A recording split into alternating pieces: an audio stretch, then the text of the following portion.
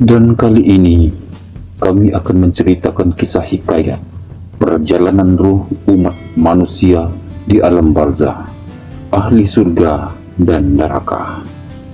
Alam barzah adalah alam kubur yang membatasi antara dunia dan akhirat. Barzah menjadi tempat persinggahan sementara jasad makhluk sampai dibangkitkannya pada hari kiamat. Penghuni barzah berada di tepi dunia atau masa lalu dan akhirat masa depan. Kisah perjalanan ruh kaum mukmin ahli surga Firdaus hingga menuju ke alam barzah. Siapapun yang yakin akan kematian dan peristiwa gaib lainnya tentu penasaran ingin mengetahui bagaimana nasib dan perjalanan dirinya kelak. Namun tak seorang pun yang boleh menyandarkan berita gaib kecuali kepada nas Al-Quran dan hadis yang sahih. Berikut ini adalah sebuah hadis sahih yang membuat penjelasan memadai tentang perjalanan seorang mukmin yang berhadapan dengan kematian sampai ditempatkan di liang lahat dan mendapatkan berbagai nikmat kubur. Hadis ini diriwayatkan oleh Abu Daud, Ibnu Majah, dan An-Nasai. Ahmad Al-Hakim At-Talisi dikomentari oleh Al-Hakim. Hadis ini memenuhi kriteria Al-Bukhari dan Muslim. Pendapat ini pun diakui oleh Az-Zahabi. Lihat Dr. Sulaiman Al-Ashikar Al-Qisas Al-Ghaib fi Sahih Al-Hadis Al-An-Nabawi. Berikut adalah intisari kisahnya. Pada suatu hari, Rasulullah Shallallahu Alaihi Wasallam pergi bersama para sahabatnya mengantarkan jenazah seorang sahabat Ansor. Setiba mereka di pemakaman, penggalian liang lahat belum usai, maka Rasulullah Shallallahu Alaihi Wasallam pun duduk di atas tanah sambil menghadap kiblat, sementara para sahabat duduk di sekitarnya dengan tenang. Saking tenangnya, seakan-akan ada burung hinggap di atas kepala mereka. Melalui hadis ini, perawi hadis menggambarkan bagaimana keadaan di sekitar Rasulullah Shallallahu Alaihi Wasallam. Saat itu beliau mengambil sebuah kayu lalu beliau mengorek-orek tanah. Kemudian beliau melihat ke arah langit lalu menunjukkan. Tak lama beliau melihat ke arah langit lagi, kemudian menundukkan kepala hingga 3 kali. Setelah itu beliau bersabda kepada para sahabatnya, "Temukanlah kalian perlindungan kepada Allah dari siksa kubur sebanyak 2 atau 3 kali." Lantas beliau pun berdiri dan berdoa, "Ya Allah, sesungguhnya aku berlindung kepadamu dari siksa kubur sebanyak 3 kali." Itulah doa Rasulullah Shallallahu Alaihi Wasallam, sekaligus menjadi pembuka atas hadisnya yang panjang.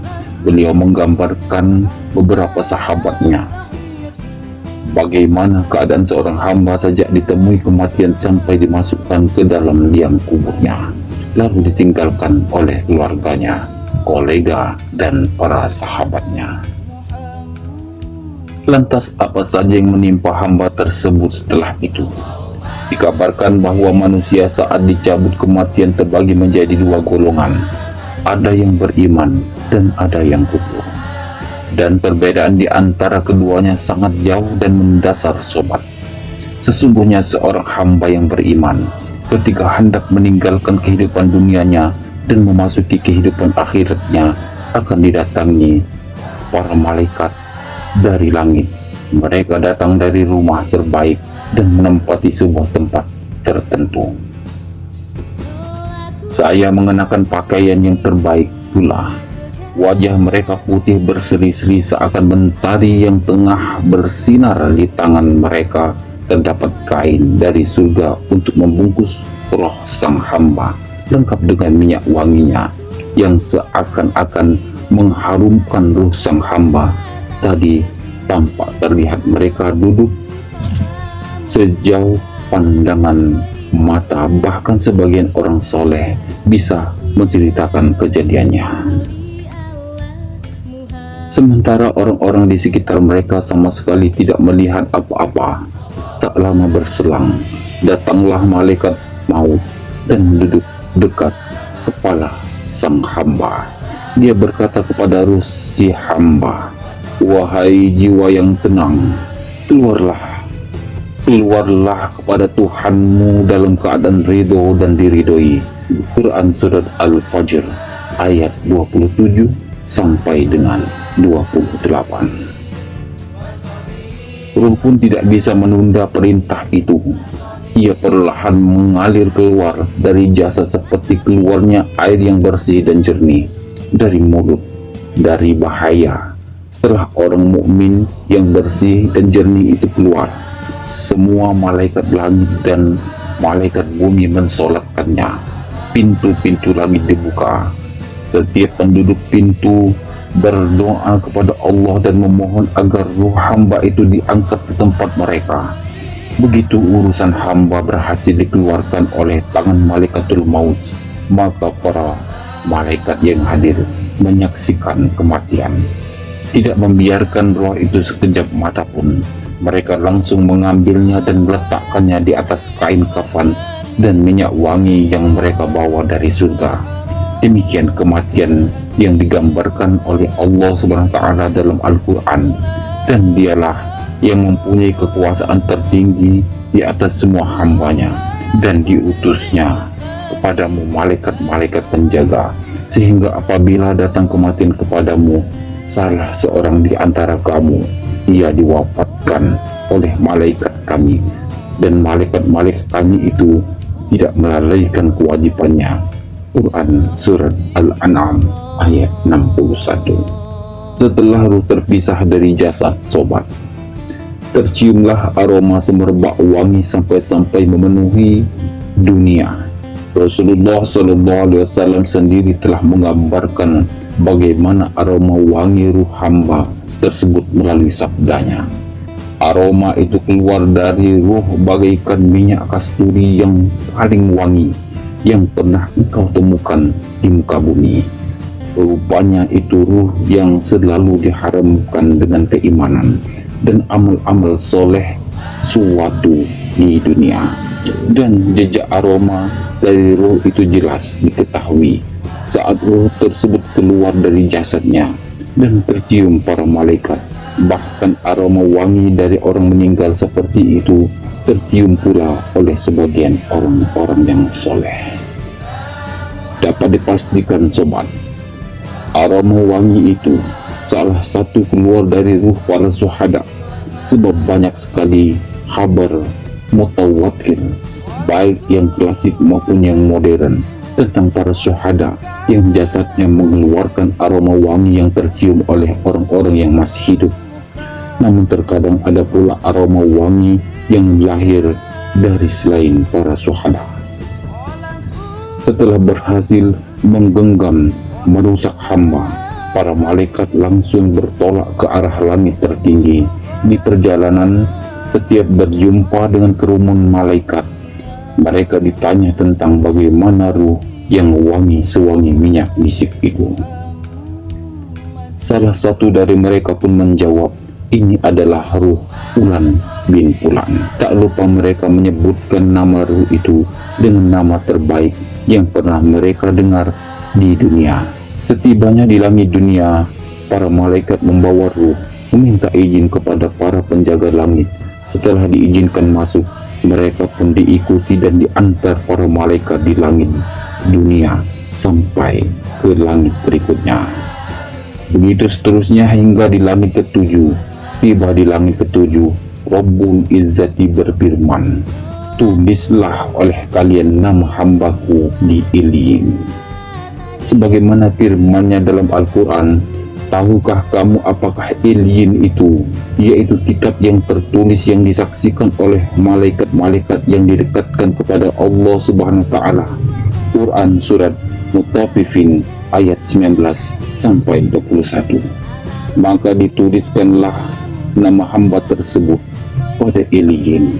Lalu dikatakan kepada mereka, "Kembalilah dia ke bumi, sebab aku berjanji kepada mereka, darinya aku menciptakan mereka, ke sana aku mengembalikan mereka, dan darinya aku mengeluarkan mereka lagi."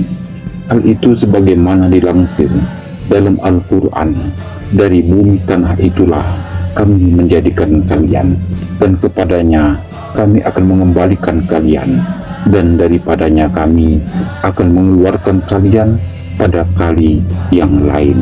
Quran Surat Toha ayat 55. Setelah melewati perjalanan langit dan namanya dicatat dalam Ilyin, ruh itu dikembalikan ke bumi dan dimasukkan lagi ke jasadnya, sehingga dia bisa mendengar kembali suara sandal kawan-kawannya yang paling meninggalkannya kuburnya dan bertolak ke rumah masing-masing. Setelah itu ruh dikembalikan ke jasadnya yang ada di dalam kuburnya, maka hanya Allah yang maha mengetahui cara mengembalikannya, sebab keadaan alam kubur atau alam barzah tidak seperti keadaan di dunia. Selanjutnya dia akan didatangi oleh kedua malaikat yang berteriak keras dan kasar. Dudukkanlah hamba tersebut oleh mereka. Lalu ditanya tentang 4 hal. Pertama adalah tentang Tuhan yang disembahnya semasa di dunia. Kedua berkata, siapakah Tuhanmu? Maka hamba itu menjawab, Tuhanku adalah Allah. Pertanyaan kedua adalah tentang agama yang dipeluk dan mengajarkan dirinya beribadah kepada Tuhannya. Maka hamba itu pun menjawab, agamaku adalah Islam. Pertanyaan yang ketiga adalah tentang Rasul yang diutus di tengah umat Islam dan menjadi panutan. Maka dia akan menjawab, Rasulku adalah Rasulullah Sallallahu Alaihi Wasallam. Pertanyaan keempat adalah tentang amal-amal semasa hidup di dunia. Maka dia akan menjawab, aku membaca kitabullah, beriman kepadanya, bersedekah, dan yang lainnya. Pertanyaan-pertanyaan di atas mencerminkan fitnah atau ujian kubur, sekaligus fitnah terakhir yang dihadapkan kepada seorang mukmin. Saat itu tidak berguna sedikit pun kecerdasan, tipu daya, dan cara lain untuk menyelamatkan diri. Andai ada orang kafir yang menghafal jawaban itu dengan benar di dunia, maka jawaban tersebut tidak akan keluar sesuai dengan apa yang mereka inginkan. Sebab orang yang diberikan pertolongan untuk memberikan jawaban yang benar hanyalah orang mukmin yang ditetapkan oleh Allah keimanan dan amal solehnya, sehingga dia bisa menjawab dengan benar. Hal itu sejalan dengan firman Allah. Allah meneguhkan iman orang-orang yang beriman dengan ucapan yang teguh dalam kehidupan dunia dan akhirat, dan Allah menyesatkan orang-orang yang zalim dan membuat apa yang dia kehendaki. Quran Surat Ibrahim ayat 27. Di sanalah seorang hamba diuji dan diselamatkan dari ujiannya. Namun itu semua berkat hidayah Allah dan keimanannya, sehingga bisa memberi jawaban yang benar sesuai dengan keadaan semasa hidup. Setelah itu terdengar suara panggilan dari langit yang membenarkan apa yang disampaikan, memerintah para malaikat untuk mengubah kuburnya menjadi salah satu taman surga. Lalu terdengarlah suara dari langit, hambaku ini benar, maka hamparkanlah sebuah taman dari surga untuknya, berilah pakaian dari surga untuknya, bukakanlah pintu surga untuknya, maka datanglah aroma wangi dari surga padanya, dan dilapangkanlah kuburnya sejauh mata memandang. Hilang seruan itu, datanglah kepada hamba tersebut seorang laki-laki atau seorang yang menyerupai sosok laki-laki. Laki-laki itu berwajah tampan, berpakaian bagus, dan beraroma wangi. Kemudian laki-laki itu menyampaikan kabar gembira yang menyenangkan hati. Dalam hadis ditegaskan, datanglah kepada seorang laki-laki berwajah tampan, berpakaian bagus, dan bertubuh wangi. Dia berkata, gembirakanlah dirimu dengan kabar yang menenangkanmu. Gembirakanlah dirimu dengan kabar tentang keridhaan Allah dan surga-surga yang berisi aneka kenikmatan abadi di dalamnya. inilah harimu yang dijanjikan kepadamu. Sang hamba pun mencoba mencari tahu siapa sungguh laki-laki yang memberi kabar gembira kepada dirinya. Dia lalu bertanya, semoga Allah memberi kabar baik kepadamu. Siapakah engkau? Wajahmu adalah wajah yang membawa kebaikan. Namun belakangan sahabat tahu bahwa laki-laki pembawa kabar gembira adalah amal soleh yang pernah ia kerjakan selama di dunia. Sementara harta kekayaan, keluarga dan anaknya tidak lagi di sampingnya. Yang tertinggal adalah amal baik yang membawa kabar gembira baginya, menemaninya dirinya dalam kubur. Maka sosok yang diserupakan dengan sosok laki-laki itu menjawab, aku adalah amal solehmu. Demi Allah, aku tidak mengetahuimu kecuali engkau dulu bergegas mentaati Allah, namun lambat dalam melakukan kemaksiatan. Semoga Allah membalas kebaikanmu. Di samping itu, Allah menjelaskan bagaimana keadaan akan dihadapi seorang hamba di hari kiamat, baik hamba yang mukmin maupun hamba yang kufur. Bagaimana nasib mereka kelak pada hari itu berkat keimanan dan kesalihan masing-masing, seperti yang diungkap dalam hadis. Pada hari itu, sebuah pintu dari surga akan dibukakan untuk hamba yang mukmin. Sesungguhnya seorang hamba mukmin akan mengetahui sejauh mana nikmat Allah kepada dirinya, bagaimana pula keadaannya jika tidak ditujukan kepada jalan Islam.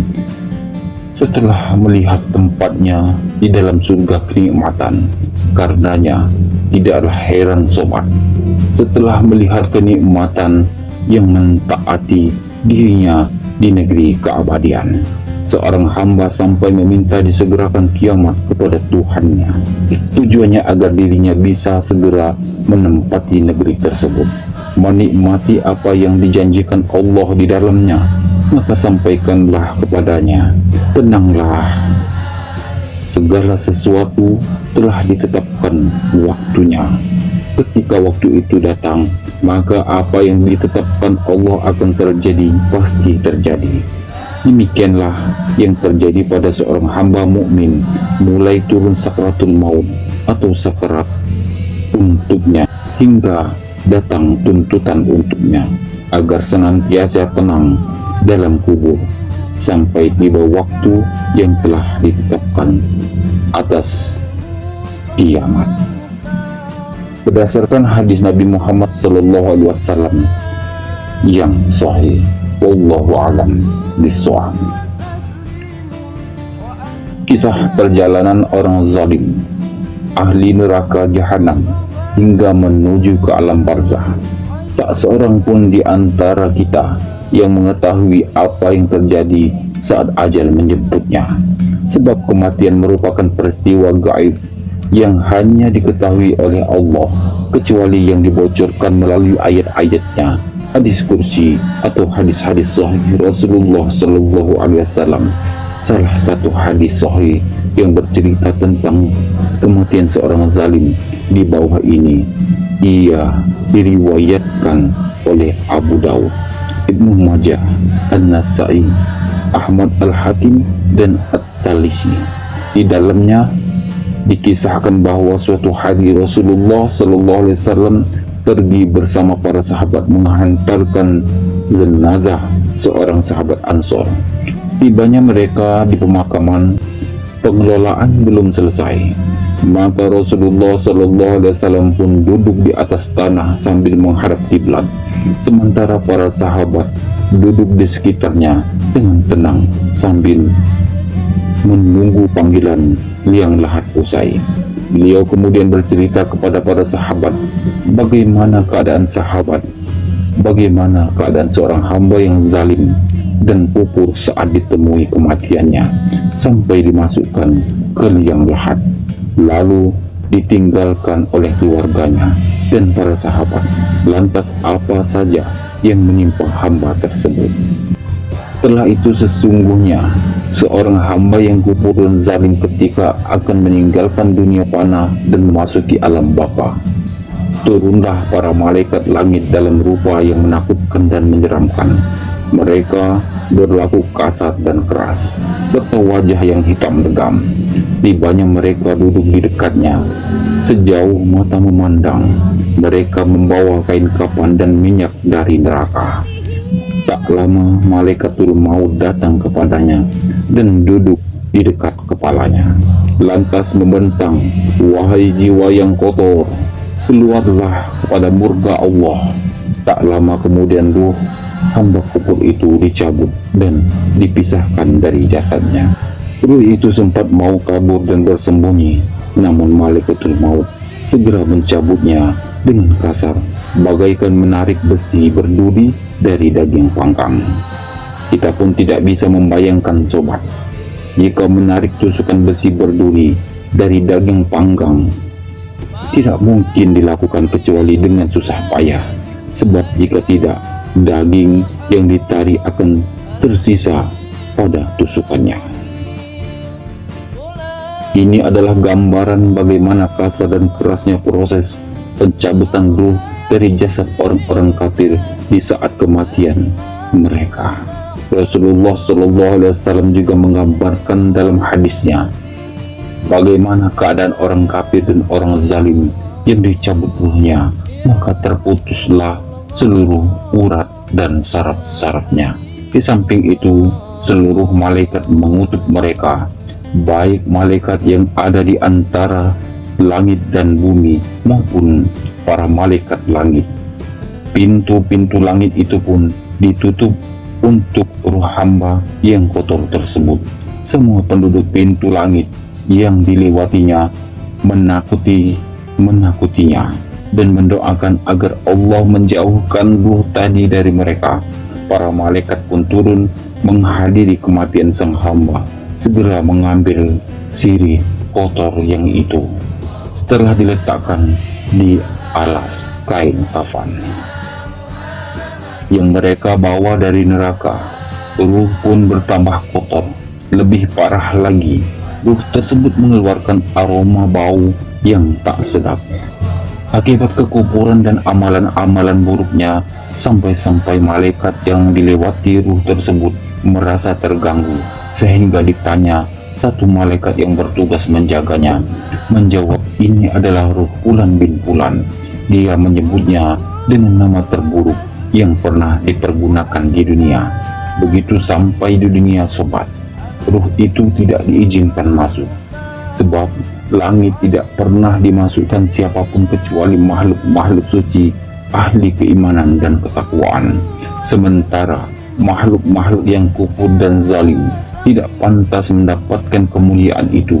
Maka Rasulullah SAW melantunkan firman Allah, "Sesungguhnya orang-orang yang mendustakan ayat-ayat kami dan menyombongkan diri dari hadapannya, sekali-kali tidak akan dibukakan baginya pintu-pintu langit, dan tidak pula mereka masuk surga hingga unta masuk lubang jarum. Demikianlah kami memberikan pembalasan kepada orang-orang yang berbuat kejahatan." Quran Surat Al-A'raf ayat 40. Dalam pada itu, Allah memerintahkan mereka untuk mencatat nama hamba tersebut dalam sijin yang ada di lapisan bumi ketujuh. Ini artinya mereka diperintahkan untuk menjauhkan dari bahan mereka diciptakan di bumi. Namun Allah akan mengembalikan mereka kepada bumi dan mengeluarkannya lagi dari bumi pada hari kiamat. Demikianlah yang dijanjikan dalam Al-Quran. Dari bumi atau tanah itulah kami menjadikan kalian, dan kepadanya kami akan mengembalikan kalian, dan daripadanya kami akan mengeluarkan kalian pada kalian yang lain. Quran Surat Toha ayat 55. Maka dilemparkanlah ruh itu dari langit. Pasalnya ia tak layak mendapatkan kemuliaan dan penghormatan. Bagaimana tidak sobat? Semasa dia hidup, ruh tersebut telah melemparkan agama Allah dan menghempaskan syariatnya, sehingga pantaslah jika ruh tersebut dibawa dalam keadaan hina dan tidak dimuliakan, malahan dilemparkan dari langit ketinggian. Ini pula yang ditunjukkan Allah dalam firman-Nya, barang siapa yang menyekutukan sesuatu dengan Allah, maka ia seolah-olah jatuh dari langit lalu disambar oleh burung atau diterbangkan angin ke tempat yang jauh. Quran Surat Al-Hajj ayat 31. Ruh pun dikembalikan kepada jasadnya sehingga ia bisa mendengar jelas suara sandal orang yang semula menjadi sahabatnya. Mereka pulang ke rumah dan pergi meninggalkan dirinya, menyendiri menghadapi nasib dan memprihatinkan. Tidak ada seorang pun yang mampu menolong dirinya dari bahaya. Tidak ada satupun yang mampu membebaskannya dari prahara yang mengerikan. Tidak ada perbedaan dalam hal ini antara raja dengan rakyat jelata. Para penguasa telah meninggalkan kekuasaan mereka, kekayaan telah menelantarkan mereka. Begitupun keluarga, kawan dan sahabat, semuanya telah meninggalkan mereka. Mereka menghadapi nasib tragis dari seorang diri. Tak lama kemudian, sobat, malaikat Munkar dan Nakir datang menguji mereka dengan sejumlah pertanyaan. Pertanyaannya adalah, siapa Tuhan yang mereka sembah? Apa yang mereka anut? Siapa Rasul yang mereka teladani? Namun mereka bungkam, tidak mau menjawab. Jawaban mereka adalah hanya, apa? Tidak tahu, aku tidak kenal, dan seterusnya. Dalam pada itu terdengar suara panggilan dari langit, hambaku itu bohong, maka hamparkanlah sebuah taman dari neraka untuknya, bukakanlah sebuah pintu neraka untuknya, datangkanlah panas dan aroma neraka untuknya.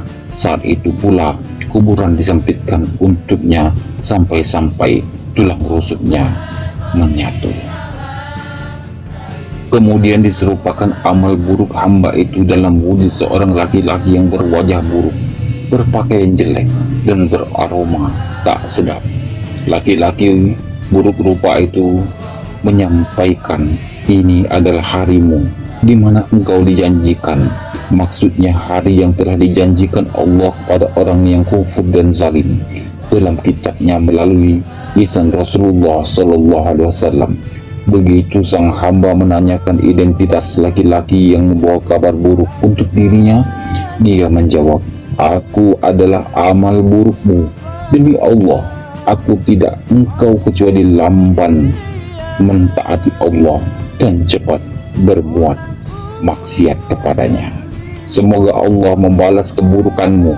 Maka Allah pun menyiapkan para petugas yang akan menyiksa di kuburnya, petugas-petugas tunanetra, tunarungu, dan tunawicara. Di tangannya terdapat gagang besi yang apabila dipukulkan pada gunung ia akan hancur lebur menjadi tanah. Dengan besi itulah sang hamba yang kufur itu dipukuli sampai hancur menjadi tanah. Setelah hancur, Allah mengembalikan lagi semula untuk dipukuli, begitu seterusnya. Setiap kali dipukul, teriakannya terdengar oleh segala sesuatu kecuali jin dan manusia. Selanjutnya dia melihat kediaman di surga. Seandainya dirinya dulu beriman, serta kediamannya di neraka yang akan ditempatinya akibat kekufuran dan kesesatannya. Begitu melihat azab yang telah menantinya, dia lalu berdoa kepada Tuhannya agar tidak dicepatkan hari kiamat. Azab itu pula yang telah membuat dirinya disiksa di alam kubur, padahal siksa yang diberikan pada dirinya di alam kubur lebih ringan daripada siksa yang telah menantinya kelak di neraka. Bagaimana tidak, baginya kuburan menjadi salah satu taman neraka. Na'udzubillah. Mari kita bermohon kepada Allah agar selamat dari siksa neraka, sebagaimana yang dicontohkan Rasulullah SAW. Ya Allah, sesungguhnya aku berlindung kepadamu dari siksa api neraka. dan fitnah neraka, dan dari fitnah kubur, dari azab kubur, dari keburukan fitnah Al-Masih Ad-Dajjal, dari keburukan fitnah kekayaan dan fitnah kefakiran. Hadis riwayat Ahmad. Walhasil, jika perjalanan orang-orang baik dan orang-orang zalim di dunia saja berbeda, maka apalagi tempat kepulangannya masing-masing. Mereka di akhirat, setiap dari mereka menempuh jalan masing-masing, sebagaimana yang telah diceritakan oleh Rasulullah SAW, dari mulai menghadapi kematian sampai orang-orang mukmin mengambil bagiannya di surga, dan orang-orang kafir mengambil bagiannya di neraka. Berbahagialah orang yang dinasihati lalu mengambil nasihat itu. Beruntunglah orang yang tahu lalu belajar. Bergembiralah orang-orang sadar lalu menyadarinya. Dia tidak larut dalam kezaliman, tidak lalai dalam akhiratnya, tidak lupa terhadap dirinya sampai datang keyakinan atau kematian padanya. Itulah sobat, kisah yang bisa kami sampaikan. Semoga kisah ini bermanfaat untuk kita dan menjadi pembelajaran bagi kita semua. Terima kasih sudah menonton video ini sampai akhir. Sekian dari kami. Wassalamualaikum warahmatullahi wabarakatuh.